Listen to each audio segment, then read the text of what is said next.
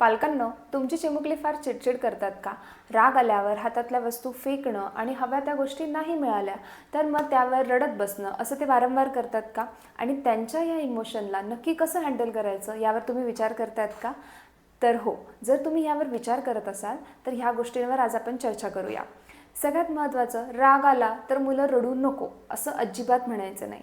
कारण की तुम्ही जे म्हणतात त्याच्याच विरुद्ध मुलं करत असतात. तर आपण 3 महत्त्वाच्या स्टेप्स करूया की ज्याच्यातून त्यांच्या अँगर मॅनेजमेंटला आपण हेल्प करू शकतो. सगळ्यात पहिले, त्यांना मिठीत घ्या, त्यांना जवळ घ्या, त्यांना समजावून सांगा की राग येणं ही एक इमोशन आहे. त्यानंतर दुसरं, जे राग आलेला आहे तर त्या रागाला कसं हँडल करायचं ह्यावर आपण त्यांना टेक्निक शिकवू शकतो. जसं त्यांना सांगू शकतात की deep breathing he one of the technique आहे, किंवा बलून ब्लो करा आणि तो बस्ट करा, ही पण अजून एक टेक्निक आहे.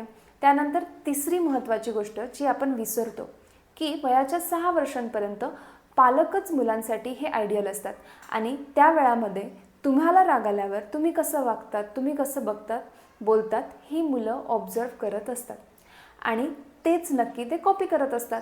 तर आपणही आपल्याला राग आल्यावर कसं एक्सप्रेस करायचं, मुलांसमोर कसं एक्सप्रेस करायचं यावर काम करूया.